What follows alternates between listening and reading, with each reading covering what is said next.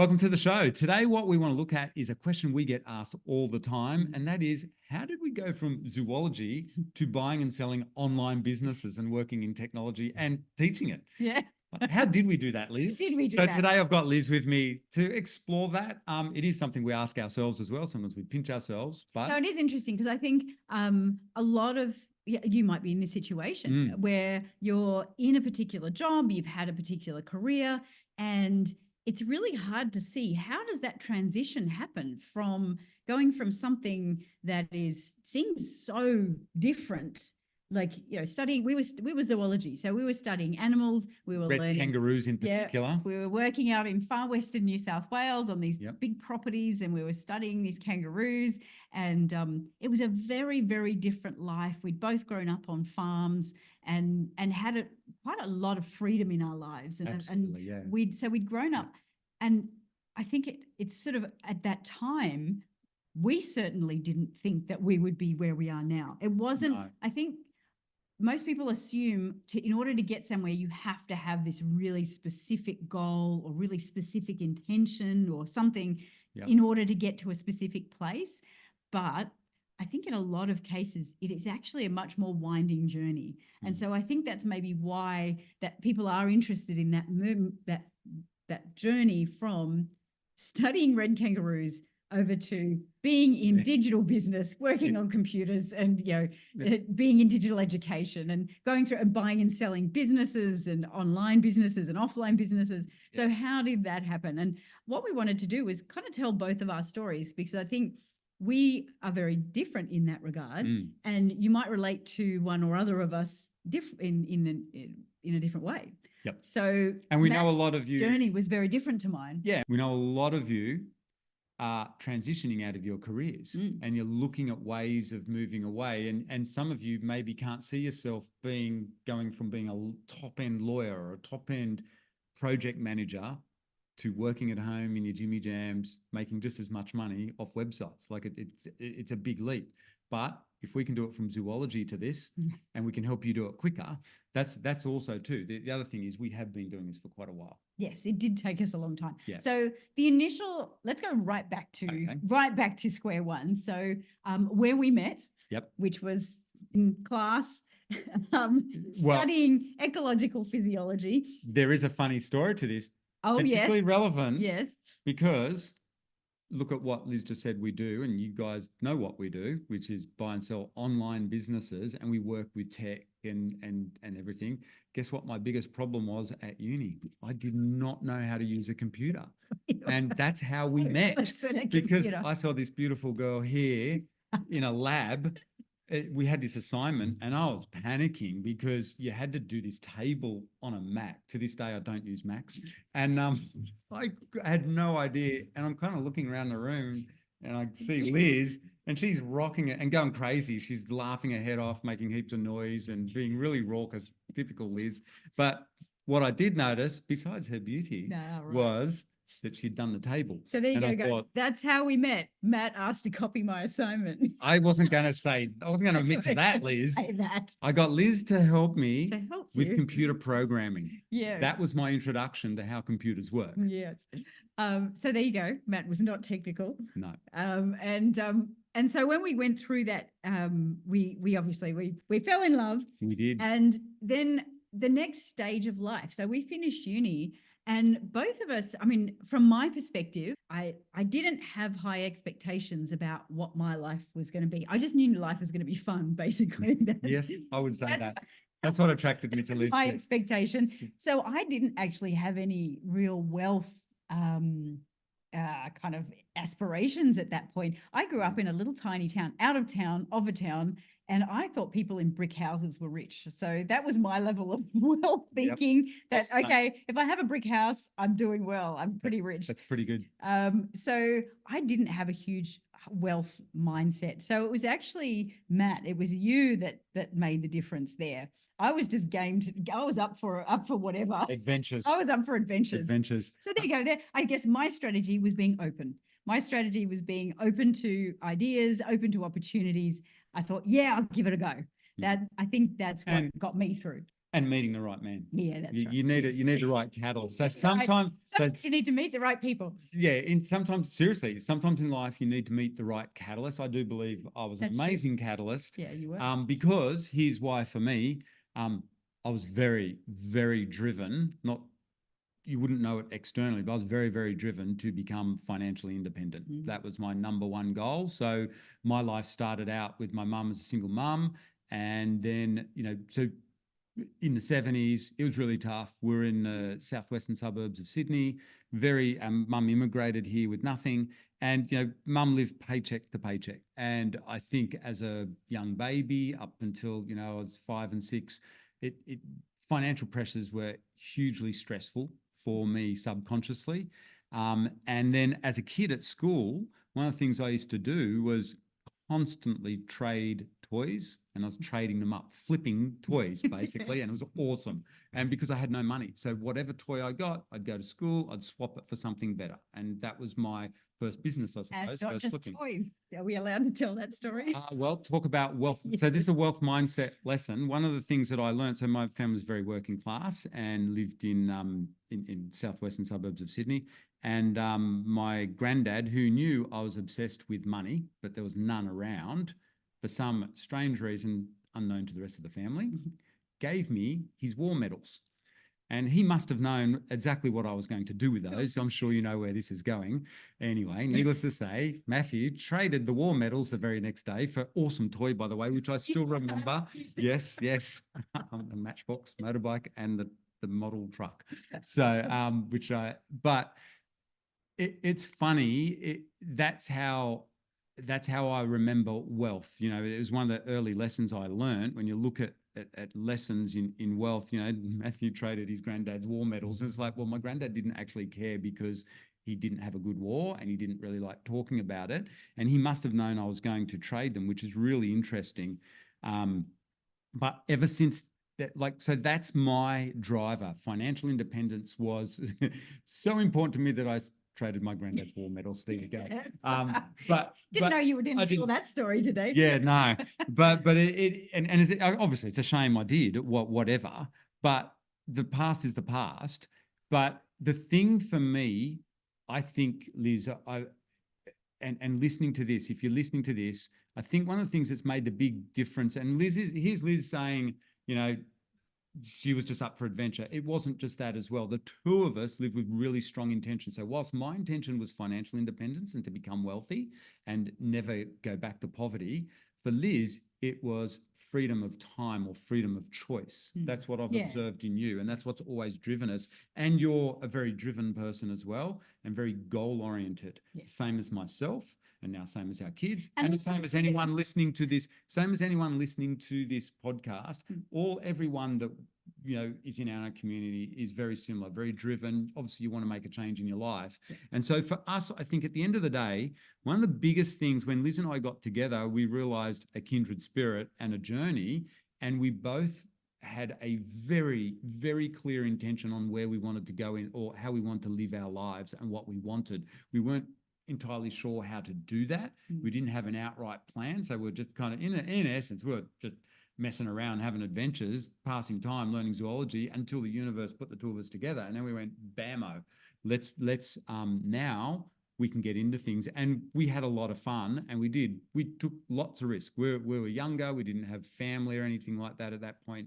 So we could get into a business. As if we didn't have kids. We didn't have kids. Yeah. So I guess looking back at the journey, I think for anyone listening to this, I think living with intention is a massive, you can see even from me as a kid, jokingly saying, swapping toys and stuff, that's all intentional so that I could get financially free. Yeah. All our decisions were made based on, does it move us towards our goals of freedom and financial freedom and adventure, and enjoyment of life too, because we did want to enjoy the journey, because in those early stages. So I think the the thing about us getting into business was we were so young and had nothing basically anyway. Stupid as well. We were Naive. naive probably. But like all of us, when we first get into business, I think there's a naivety Yep. that we don't know how hard it is and we don't know what we don't know. So we just go boots and all and go, Let's do it. yep, I'm doing it. And I think that's a super important step, is the boots and all. Okay, I'm doing it. True. And you, Yep. you won't go anywhere unless you have that initial, I'm in it, I'm going for it. That's my So saying now. Doing something do is it. better than Yep. doing nothing. just do it. So we had a crack at it. So I think that is super important, that first step of, yep, let's just go for it. Mhm. Now, we didn't have a huge amount to lose at that stage in terms of I mean, it would have hurt, but we had the ability, I Money guess we required. had, as we got into it. So yes, we did get into debt. There was a lot of debt. Huge debts. And so, yes, I guess there was more at stake. We just Liz kind didn't of- realize it. She Yeah, didn't. probably didn't. She said, "I don't have realize- any interest in the finances, so let's just I grow didn't this worry business." about that. One other thing I will mention here that's really important, because this is turning into a mindset lesson. Mm. When Liz and I met, I wanted to change my life. I'd moved from the country into Sydney, and I realized I had to hang around people. I knew as a kid I wanted to have my own business and be wealthy. I just had no idea how to do it. And I talked to mum and dad about it, and because on a farm. So when I got into Sydney, I started hanging around high net worth people. I became a personal trainer in the eastern suburbs of Sydney, so I could hang around high net worth people. I was a trainer for high net worth eastern suburbs people who I looked up to as people who were very financially wealthy, and that was super cool. But one of the things that I was doing, because I wanted to change myself, probably like you listening to this, you should be doing this. I was reading mindset books. I knew I had to change who I was. I wasn't particularly confident socially and stuff like that. And so I was working very hard. Again, this idea of living with intention. I was not cruising in life, I can tell you that. Whilst I was having lots of fun and exploring myself in the city and growing up, so I'm in my early 20s here, I was reading books like the classics, Think and Grow Rich, How to Win Friends and Influence People, amazing books. The books, any books about Magic of Thinking Big, all those classic books about goal setting. And what happened for me was, to change who I was, I started working out at a gym in Sydney. And there used to be this picture on the wall of this guy called, you may know him, Arnold Schwarzenegger. Now, this is back in the late 80s. So he was just becoming a big famous movie actor. And when I read his story and started looking into him, I realized, oh man, he's like me. He just started with nothing, absolutely nothing. He had a gym bag when he went to America, but he changed his life. And this is what Arnie said, with the power of his mind. And I was reading all these books and I'm like, I'm going to do exactly the same thing. I have no resources except for myself.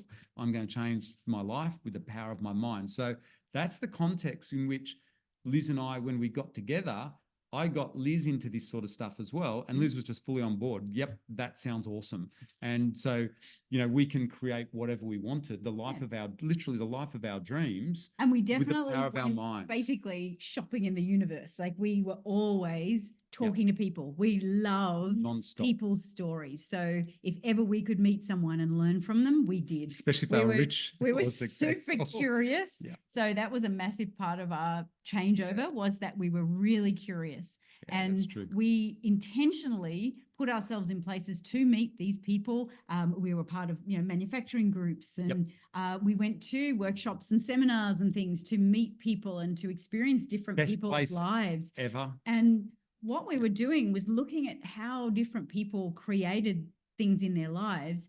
And one of the biggest lessons we learned was, we don't have to do it exactly how they did it, though.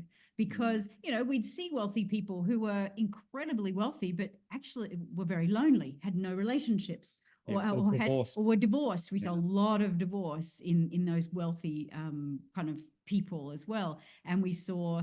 Well, we saw that in a lot of poor people as well. I'm just thinking where I grew up, but... No, but I think it was because one partner was so focused on something and the other wasn't, or whatever. Anyway, they'd grown apart. And that was one of our intentions, certainly one of my intentions, was that we were going to create wealth, but our relationship was super, super important. So it wasn't going to be at the expense of our relationship.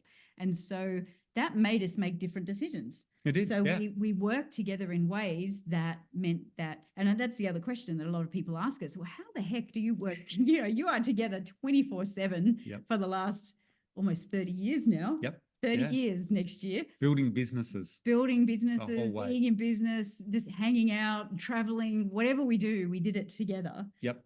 And I think part of that was being really intentional about, okay, well, our relationship is super important, and respecting each other's boundaries, still being our own individual people, but loving being ourselves with each other.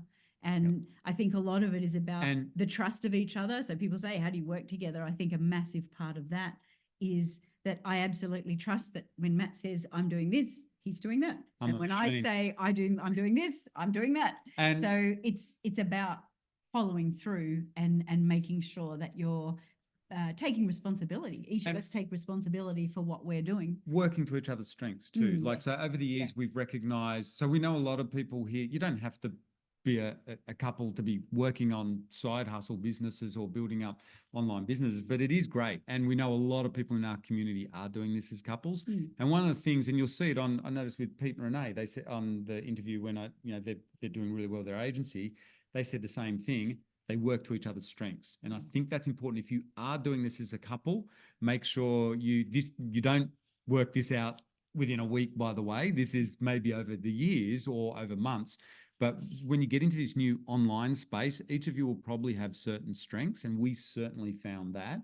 And so working to each other's strengths.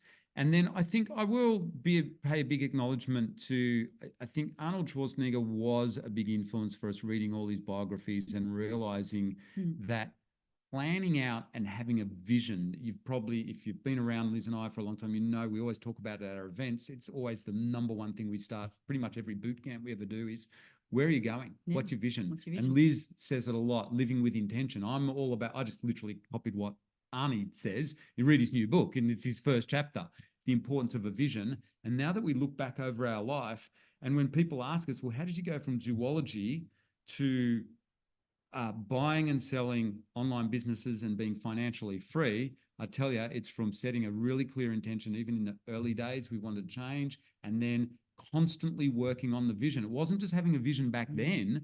This is a vision that has evolved, and every year we update it at the beginning of the year, of course, but also throughout the year.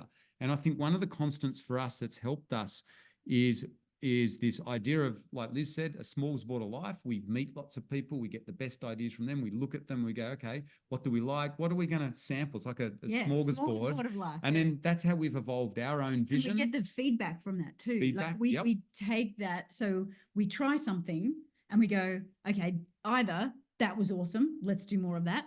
Or we try something and go, oh, Craig, dang, so that didn't work. And I think one of the things that we did get from science, from being scientists, and it's interesting, we've met a lot of successful business people over the year who've been scientists, because we're willing to test out stuff and not be personally if it fails. If it fails, it's okay. It's like, oh, okay, righto. Well, let's just try something else. Instead of being personally mortified by it or we are held back by it, if we fail, if an idea we put out in the world doesn't get up, we're just like, okay, well, let's just try something different. Let's go for something different this time. And I think that's explaining the journey from something so different, zoology. We had a really strong intention. Okay, we want a life to look kind of like this. And in order to do that, we need to have a business that allows us to work from home, that allows us to have leverage time. That means that we're not working in it all the time, which is why we got into manufacturing businesses and wholesale distribution businesses, because stuff would happen in the background without us having to be there, like without us always. It wasn't like being a chiropractor where you have to show up every day, or it wasn't like being having a job where you must show up. We took on board very early that idea that, okay, we need something where we can put in a heap of effort, and then that effort will be rewarded, and we can actually have periods where we don't put in effort and it still happens. We don't work for a couple of weeks or whatever, or we only have to work 1 or 2 days a week, because that was our mentors. That's who we hung out with, guys that were making, literally, we would hang out with guys that would own wholesale import businesses that would only work a couple of days a week and they make $1 million a year. And we're like, that is nirvana. Cool. So when people say, how do you go from zoology to technology? That was it was an evolving journey. It's taken a few years. You guys listening to this, you're lucky. You're just hearing the awesome, sexy Straight part, away, which is the online businesses. Because what we realized in that journey, particularly in the early 2000s, was this thing called the internet could, if we could figure out this tech side, could give us the leverage that Liz and I were constantly seeking whenever we were involved in lots and lots of businesses, and we we're constantly looking for that perfect business model. We read a really cool book back then, which I'm sure all of you have read, which is Rich Dad, Poor Dad. That was in the late 90s. And it just kind of cemented that what we were doing was the right thing. We came up with the same sort of ideas, but seriously, Robert Kiyosaki absolutely nailed it. Remember, he used to talk about buying laundromats and what was the other one? We took that to heart. And car washing. And we went, that is super cool. That's cool. But then we were so heavily involved in manufacturing wholesale import businesses. And then we realized with this internet thing, it's like, hang on a minute, we can do online with way less money. Like you don't have to invest in so much capital as what you do in physical bricks and mortar businesses. And they're 24/7 and they let you get overseas because we used to export with physical products. With online businesses, we had instant access to America with no borders, no customs, nothing. And we're just selling like literally the next day. If we bought a website, we're operating in America. So to us, that's how the journey evolved. And it came from this intention setting, though, of looking for the ideal business. And online businesses for us, honestly, remember, they were nirvana. Like when we remember when we got that first one and we worked on it for 2 or 3 hours that day and we changed the affiliate offers. And next thing you know, it went from making $1,000 a month literally to $3,000 a month. I was like a kid in the candy shop. It reminded me of swapping awesome toys all those years ago. I think I've done it because I always had this dream of being able to make money out of thin air and not have to work 9 to 5. That was my biggest fear, working 9 to 5. And so it was super cool when we did that. And it was like, oh, wait till we tell all our mentors who we've found an even better business model than you guys with the wholesale import businesses and stuff like that. So, and to this day, we still talk to those guys and they're always asking us about these online businesses because they are absolutely amazing. But what it came out of was that drive to get that financial freedom and a life. I think that's super important that you get really clear about what do I want in life, and that should guide all the decisions that you make. So now what you've learned from us, hopefully, is a vehicle that we know works to create that kind of life. So that's what that gets us excited now, that we can now teach people, shortcut all that journey that we did 30 years. And teach you, go straight to the best business model that we ever found. And so I think that's super exciting in that we get to now help people. And I think for all of you, I like going back full circle. So now that you're in that position, say, where you are now setting a really strong intention, you've actually got to a point in your life where you're going, okay, potentially maybe you've been working for 20 or 30 years and you're just at that point where you're just going, no, that's enough. I don't want to do that anymore. Even though I said before, one thing that I was thinking about, when we were young and 20 and whatever, you got nothing to lose. So we took big risks. But the cool thing now is you don't actually have to do that to create this, because you can buy a $5,000 website and do a reno and sell it for $7,000 or $10,000. And you can buy a $10,000 website and sell it for $20,000. You can buy a $100,000 website that is going to pay you $5,000 a month or whatever. You can buy yourself an income.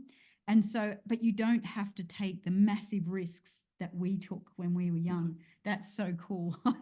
Like I wish this had been available when we knew about it when we first started in this journey. So I think our journey has happened because we had to find this. And that was through a massively strong intention of wanting to live a certain life, have certain experiences, have certain emotions and feelings of freedom and adventure and joy and all those things that we've managed to do along the way. It's been certainly an adventure. And it's been up and down like anybody's journey. But that was how we went through from being zoologists, sweet innocent zoologists with no idea about business, through to now being in technology and actually teaching people how to do these strategies. Because it fit our model of it gave us the leverage that we wanted, whereas a 9 to 5 never would have. Yeah. And that's the bottom line. And we set goals and a vision. Thank you, Arnold Schwarzenegger, all those years ago. And, you know, we still teach the same sorts of ideas. It's funny, everything we teach here, you know, people think it's all about the technical side of understanding how to make money online and all that sort of stuff. You know what 90% of success boils down to, what Arnie said all those years, it's mindset. It's what's between your ears. It's that personal drive, because as Liz said, there have been challenges, but it's our personal drive that has also carried us through those moments, and having that vision has carried us through those moments as well. And that goes for our family, for our relationship, for everything that we've done, our health. So Liz and I have 3 big categories that we also work on as well, which is not just money. Happiness or success to us is health, wealth, and happiness. There's 3 key things. Particularly those of us who are a bit older will know the importance of the health one as well. That's been always super important for us, but also happiness. So family, relationships, and things like that, raising the kids, and friends and community. That's a super important part. So we work on all those areas. It's very consciously designed, and we're constantly refining it, literally every week, but particularly once a year. And then every 90 days. So if you are working in a partnership or you're working with someone, I would suggest, like we do every Monday morning, we get together and say, hey, what are we doing this week? Where are we heading now? Have our goals changed? Has our intentions changed? Are we on path? And what do we need to do to keep going on that path? So hopefully that has given you some insight and maybe some ideas about how to create the life that you want to create for yourself.